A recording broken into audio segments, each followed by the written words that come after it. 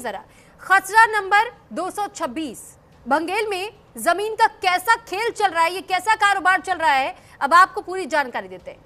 महर्षि संस्थान ने 26 जून 2015 में राहुल भारद्वाज को बीआर बोर्ड रेजोल्यूशन किया और राहुल भारद्वाज ने गलत तरीके से 11 अगस्त 2015 को आगरा में अनुज गौड़ को पावर ऑफ अटॉर्नी दे दी।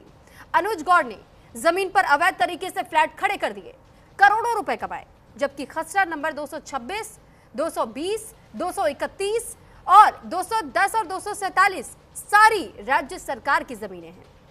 अब आप इसे अंदाजा लगाइए कि कैसे सरकारी जमीनों पर भी अवैध कब्जे किए गए और उन पर मकान खड़े किए गए, उसकी प्लॉटिंग करते हुए और उसके बाद से उसे बेच तक दिया गया। 2015 और 2019 में एडीएम का एक आदेश आया था। खसरा नंबर 226 सरकारी जमीन है, रजिस्ट्री पर रोक है, एडीएम ने सरकारी जमीन बताई और इसके बावजूद जमीन अवैध तरीके से बेची गई है। सरकारी रेट जो था वो था 11 करोड़ 25 लाख का। लेन देन दिखाया गया और फिर स्टैंप ड्यूटी 56 लाख दिखाई गई 2022 में, जबकि इस जमीन की मार्केट वैल्यू 120 करोड़ से ज्यादा की थी। करोड़ों में कैश का लेन देन हुआ, सरकार के राजस्व को नुकसान पहुंचाया गया। जब जमीन अनुज गौड़ के नाम थी तो फिर 2022 में फिर से महर्षि संस्थान जमीन कैसे बेचने लगा? अनुज गौड़ ने जब जमीन बेच दी तो फिर से महर्षि संस्थान ने 2024 में उसी जमीन की रजिस्ट्री कैसे कर दी? महर्षि संस्थान ने मेसर्स ट्रूमैन रियल्टी द्वारा पार्टनर प्रदीप कुमार गुप्ता को जमीन कैसे बेच दी? जमीन का जितना रकबा था उससे ज्यादा जमीन आखिर महर्षि संस्थान ने बेची, लेकिन कैसे? मतलब साफ है कि राज्य सरकार और एलएमसी की जमीन महर्षि संस्थान ने कब्जाई हुई है। अब आपको एक एक करके ये मामला और ब्रीफ हम करते जाएंगे, धीरे धीरे तमाम अपडेट्स भी देंगे, वो तस्वीरें भी दिखाएंगे। और कैसे आपको एक सबूत दिखाता हूं, ब्लैक मनी किस तरीके से रूट की जाती है और कैसे सिस्टम की आंखों में धूल झोंका जाता है या कहने भर के लिए धूल झोंका जाता है। दरअसल सिस्टम को भी पता होता है, क्योंकि यह जो है वो छुपी हुई बात नहीं हो सकती है। और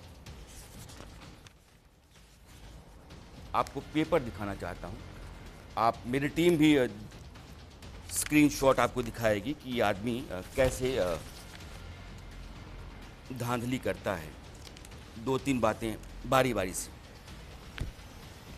ये आप एक तरह का कॉन्ट्रैक्ट मानिए, सरकारी कॉन्ट्रैक्ट जो होता है, ये सरकारी कॉन्ट्रैक्ट है कि महर्षि संस्थान राहुल भारद्वाज नाम के आदमी को जो बोर्ड रेजोल्यूशन के ज़रिए ऑथराइज करता है कि महर्षि संस्थान की तरफ से यह राहुल भारद्वाज ऑथराइज किया जाता है बोर्ड की बैठक में कि वो इसकी प्रॉपर्टी, इसकी ज़मीन और इसके बाकी जो संपत्तियां हैं उनको अपने मुताबिक बेच सकता है।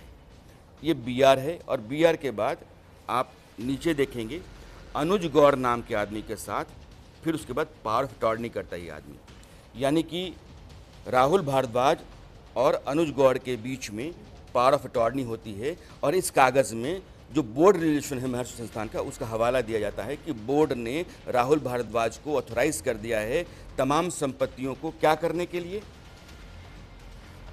जरा मैं आपको दिखाना चाहता हूं कि क्या करने के लिए कह रहा है कि उक्त प्लॉट में निर्माण करें, मिट्टी भराएं, पैमाइश कराएं, किसी अन्य के पक्ष में बैनामा कराएं, इकरारनामा कराएं, विद्युत का कनेक्शन लें, ज़रूरत पड़ने पर उसका सौदा तय करें, बयाना प्राप्त करें, बैनामा करवाएं, इकरारनामा करवाएं। यानी कि वो सारी जो संपत्ति है, वो सारी ज़मीन जो है वो राहुल भारद्वाज ने अनुज गौड़ के बीच में, इन दोनों के बीच में पावर ऑफ अटॉर्नी कर दिया। एक अब दूसरा है, एक खसरा है 226 और ये भंगेल है। अब यह जो आप देख रहे हैं, आपने अटॉर्नी किसको किया? अटॉर्नी आपने किया अनुज गौड़ को, और इस अटॉर्नी करने के बाद आप अब ज़मीन बेच रहे हैं। अजय श्रीवास्तव, ज़मीन कितने की है? 11 करोड़ 22 लाख।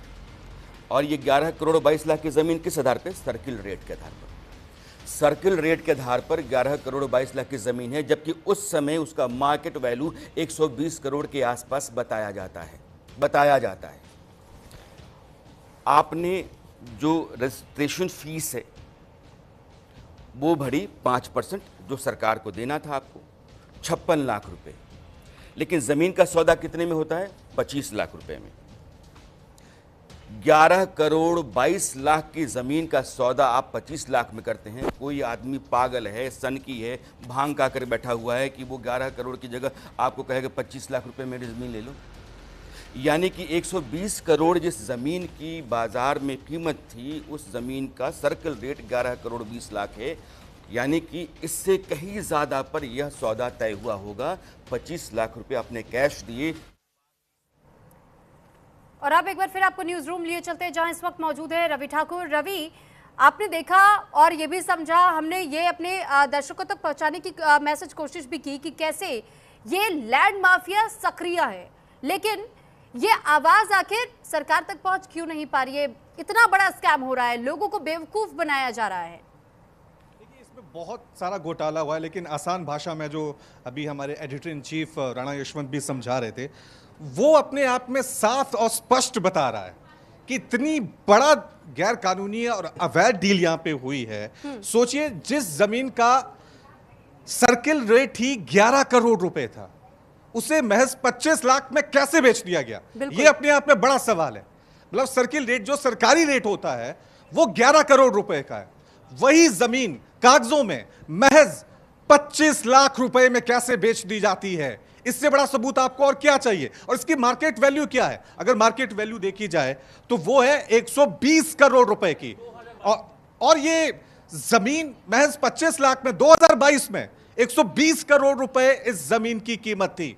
खसरा नंबर 226, बार बार हम सबूत दिखा रहे हैं, लेकिन नोएडा अथॉरिटी के अधिकारी इस पर अभी तक मौन क्यों हैं, चुप क्यों हैं? क्या ये मिली भगत है? सवाल तो यही है ना।